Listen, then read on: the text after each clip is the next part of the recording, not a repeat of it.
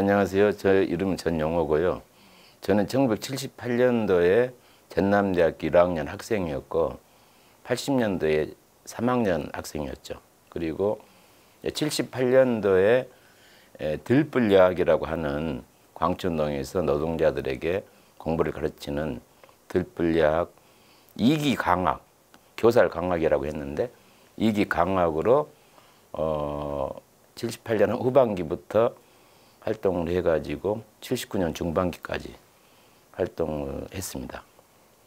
그리고 학내 서클로는 당시에 독서잔디라고 하는 이념 서클 활동을 했습니다. 그러니까 제가 78년도 대학교 1학년 들어갔으니까 그때 당시에 뭐 아무것도 모르고 있었죠. 몰랐는데 이제 독서잔디라고 하는 그 이념 서클, 독서 서클하고 또 여름부터 들불여학 강학으로서 그 강학 준비 세미나가 있어요. 그런 사회학 공부를 하면서 이 사회, 우리나라 사회가 어떻게 어떤 상황에 처해 있는가 이런 걸 인식을 하게 됐고 이제 그런 것이 계기가 돼가지고 78년 겨울에 우리 독서잔디 선배님들인데 그때 당시에 독서잔디 선배님들로서 독서를 끌어와 주셨던 분들이 박용수 선배, 또 사대 이항규, 또 뭐 이런 분들이 계셨는데 그런 분들이 그때 당시에 워크숍을 제안을 하셨어요. 그래서 워크숍을 하는데 그때 당시에 봉선동 어디로 오라고 해가지고 그때는 그쪽이 완전히 그냥 야산이고 지금은 주택가로 완전히 꽉 차 있는데 그때만 해도 논밭, 야산, 들이었어요. 이제 거기를 어떻게 헤쳐 가니까 아담한 집이 한 채 나왔거든요. 언덕 위에. 그 집이 나중에 보니까 봉심정이었던 것이죠. 거기에서 저희들이 모여가지고 한나절 정도 뭐 회의도 하고 간략한 뭐 세미나도 하고 그랬던 기억이 납니다. 이제 제가 9년도 그런 학생운동에 깊이 이렇게 참여를 하면서 80년 5.18 때 들불여학, 제가 들불여학 2기 강학이니까 들불여학 당시에 윤상원 열사 그리고 들불여학에 참여하고 있었던 노동자들 그리고 제가 2기 강학인데 그때 당시는 3기 강학들이 운영을 하고 있었거든요. 그러니까 3기 강학으로서는 서대석 현 서구청장 또 기타 동군식이라고 하는 당시 농대 학생 또 박용준이라고 하는 고아인데 5월 27일 날 광주 IWC에서 총에 맞아 돌아가신 박용준 열사 그 외에 우리 야학 그 노동자 학생들인 남영관, 윤순호, 김성섭 또 여학생으로서는 김정숙 뭐 등등 노영란 뭐 등등 이렇게 있는데 이제 이런 친구들을 전체 모아가지고 윤상원 열사가 이제 지침을 줬는데 상원 형이 이제 저에게 들불여학 팀들을 묶어서 투사회보를 만들도록 그렇게 말하자면 이제 지침을 내렸죠. 그래서 제가 광천동 저희 들불여학 교실에 가서 우리 동료 교사들 그리고 노동자 학생들을 모아가지고 투사예보를 5월 21일부터 제작을 시작을 했어요. 해가지고 5월 24일 날은 시내 도청 앞에 있는 YWC로 옮겨서 투사예보를 제작을 하다가 27일 새벽까지 계속 일을 했죠. 그리고 나서 이제 저하고 김상집 씨는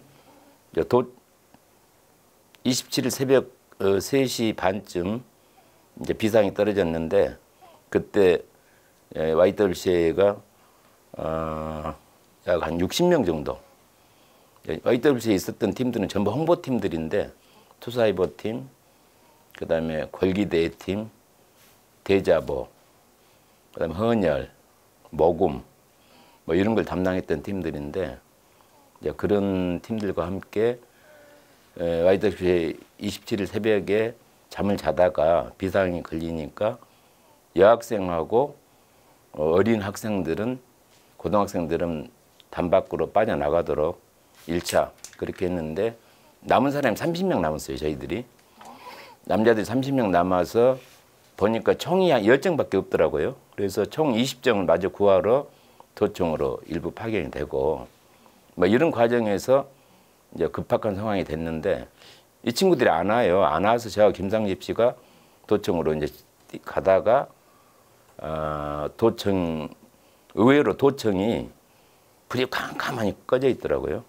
그런 상황에서 이제 녹두서점을 이렇게 도청과 YWCA와 녹두서점이 삼각점으로 이렇게 있는데 녹두서점 쪽에서 우리를 급히 불러서 이제 녹서점에 갔다가 거기서 그때부터 공격이 시작이 돼가지고 갇혀버렸죠.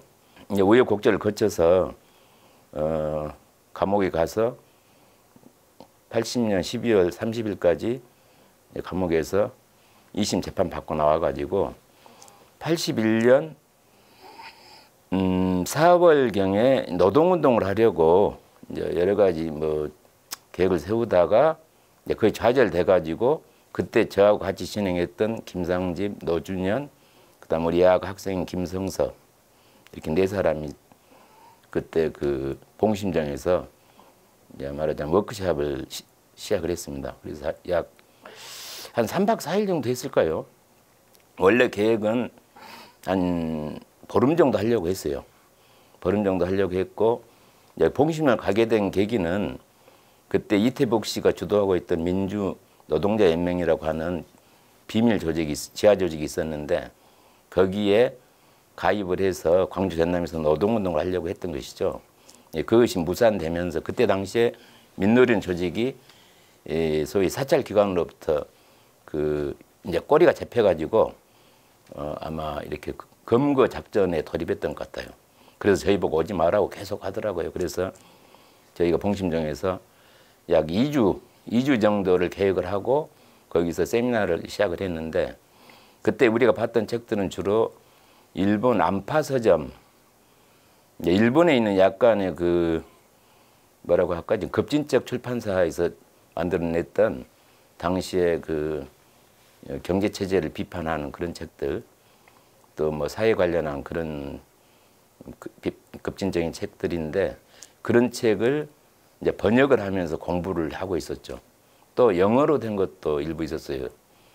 서구 쪽에서 만들어낸 사회주의 관련한 사회 경제적인 그런 책들, 그런 원서들도 공부를 하고 있었는데 갑자기 그 정복과 형사가 그쪽으로 산책을 왔다가 이제 그 김정길 씨가 거기 살았기 때문에 김정길 씨를 그 이전에 이렇게 그 검거한 적이 있었던 그런 형사였던 것 같아요. 그래서 그 집이 궁금했던 모양이에요. 그리고 올라왔다가 그 안에서 도란도란 소리가 나니까 이렇게 엿본 거죠.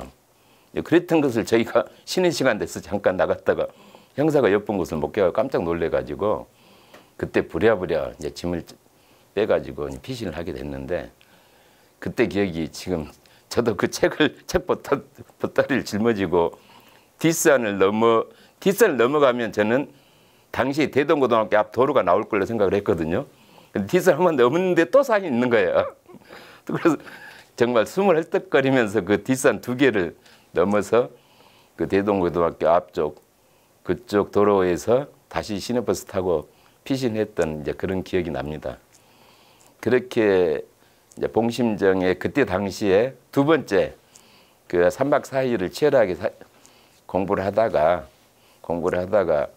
당황스러운 사건을 겪게 되고 이제 그랬던 것이 봉심정에 얽힌 그런 제 기억입니다.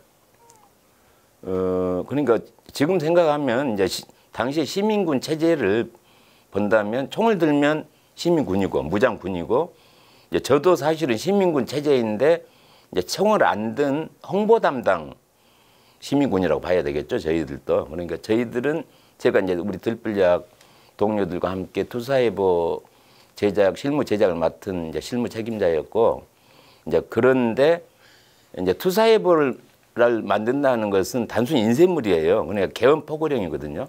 그런데 당시에 5월 23일부터 26일까지 진행됐던 시민궐기대라고 하는 것은 그 도청과 분수대에 가서 마이크를 잡고 이제 시민들에게 뭐 여러 가지 상황을 설명하고 선동하고 하는 그런 것이잖아요. 거기 그 연단에 올라가면 그 자체가 이미 계엄 포고령이 아니라 내란 주요 임무 종사 혹은 부하 수행 이렇게 해서 형량이 달라져요. 제명과 형량이. 그래서 주요 임무 뭐 부하 수행 이렇게 되면 최고 형량 12년, 계엄 포고령 최고 형이 3년. 저도 이제 올라가서 그 문안을 낭독한 적이 있거든요. 있는데 나중에 조사를 할 때 그 부분을 이제 이렇게 뺀 거죠. 이제 수사관하고 수사관이 그 부분을 이제 빼라 그러더라고요. 그래 빼서 단순 계엄 포고령만으로 이제 재판을 받게 된 것이죠. 그때 시민군이 낭독했던 우리는 왜 총을 들 수밖에 없었는가? 이런 것들이 굉장히 좀 중요한 내용들이고 이제 그때 당시에 그 한 5차례 시민공일기대회를 했는데 주로 어떤 내용들이 많았냐면 뭐 국민들에게 드리는 걸, 또 국군 장병에게 드리는 걸, 또 뭐 대학생에게 드리는 걸 말하자면 우리 광주 시민이 그때 위험한 공경에 처해 있었기 때문에 이제 다른 국민들에게 계속 우리가 하고 싶었던 그런 메시지를 전달하려고 했던 이제 그런 내용들이 꽤 많았죠. 제가 들불리학 강학을 하면서 이제 크게 느낀 것이 뭐냐면 노동자의 현실에 대해서 인식을 하게 됐고 그럼으로써 노동운동을 통해서 우리나라 민주화운동에 참여를 하겠다 이런 생각을 굳히게 됐거든요. 그래서 5.18 때 감옥 갔다 온 이후에 노동운동을 시작을 하려고 이제 그때 그 전국 전민노련에 김상집, 노준현 선배와 함께 참여하려고 했는데 거의 무산이 되니까 제가 우리 들불리학 제자인 김성섭 군과 이제 단둘이서 유독집을 가출해가지고 유독동에 방을 얻어서 당시에 광천동의 광주공단에 이제 공장을 다니려고 이력서를 내기 시작을 해요. 근데 계속 떨어지더라고요. 왜냐면 그때 당시에 제가 그때 당시 나이가 20대 중반인데 그때 당시의 생산 영세한 공장 조건은 10대 후반에서 20대 초반들이 입사를 하는 것이 보편적이지 신입사원으로 저같이 20대 중반은 이미 거기서는 퇴물이에요. 그래가지고 안 받아주더라고요.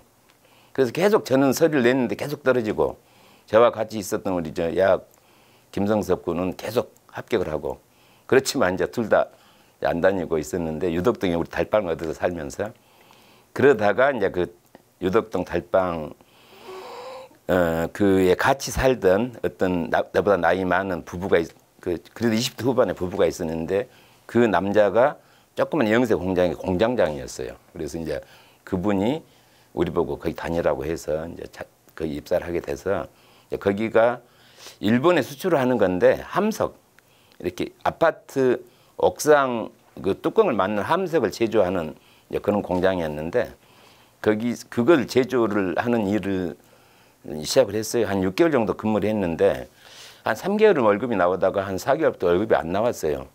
이제 그러다가 이제 전남대에서 9월 29일 날 81년 9월 29일 날 학생 시위가 터졌는데 그 학생 시위를 주동한 사람이 신영일, 임낙평, 이광호라고 하는 당시 4학년 학생들이었고 신영일 씨는 막 졸업을 한 학생이었는데 제가 신영일 분하고 아주 절친한 사이거든요. 그래서 신영일, 임낙평 씨가 시위를 한 이후에 도피를 해가지고 수배가 된 상태예요. 그러니까 신영일 씨를 잡으려고 경찰들이 수소문 하다 보니까 가장 절친한 친구가 전용호다. 그래가지고 제가 어디가 있는가를 계속 수소문했더니 공장을 다니고 있더라고요. 그래서 제가 다니는 공장에 낮에 잡으러 온 거예요. 그래서 임의동행이죠. 말하자면 임의동행을 당해서 서부경찰서 그 정보과에 갔더니 추궁하는 것이 신영일이 어디가 있겠는가. 그래서 나는 내가 공장 다닌 지가 지금 6개월째 되고 있는데 내가 어떻게 알겠냐. 이제 그렇게 해서 그 말을 이제 모면을 했는데 그때 그리고 나서 그 다음날 공장을 들어갔더니 사장이 저하고 우리 김성석 군을 부르더니 밀린 임금 석 달분을 딱 쌓아놓고 오늘부터 나오지 말라고 하더라고요. 그래서 해고를 당한 거죠. 그래서 이 광주같이 열악한 그 제조업체가 있는 그 노동 현장에서는 더 이상 노동운동 하기가 힘들겠다 이런 생각이 들어서 그때 이제 그런 노동운동을 포기하고 그때 당시에 노동운동을 지원하는 산업선교회가 있는 무등교회 거기에 이제 다니기 시작을 했어요. 그것이 81년 약 10월, 11월 경부터 무등교회 이제 청년회원으로 다니기 시작을 했죠. 그런 정도가 그때 당시 계기가 된 겁니다. 그러니까 지금은 뭐 이렇게 그 여러 가지 공간들이 많이 있고 세미나나 토론을 할 수 있는 공간이 많이 있으니까 대학생들이거나 혹은 또 청년들 또 사회운동하는 사람들이 자유스럽게 그런 공간들을 임대해 가지고 이제 그런 여러 가지 일을 할 수가 있는데 당시만 해도 그런 일을 할 수 있는 공간이 없었어요. 그래서 봉심정이 이제 그런 역할을 하기에 아주 적합한 장소였던 것 같고 저희뿐만 아니라 그것이 70년대 초반부터 거슬러 올라가면 민청학령 관련한 선배님들부터 시작해가지고 그 이후에 쭉 이쪽 지역에서 민주화운동했던 그런 청년 학생들이 그런 그 워크숍이거나 혹은 회의 이런 걸 했던 장소로 계속 그 사용됐다고 하는 점에서 상당히 역사적 의미가 있다는 생각이 듭니다.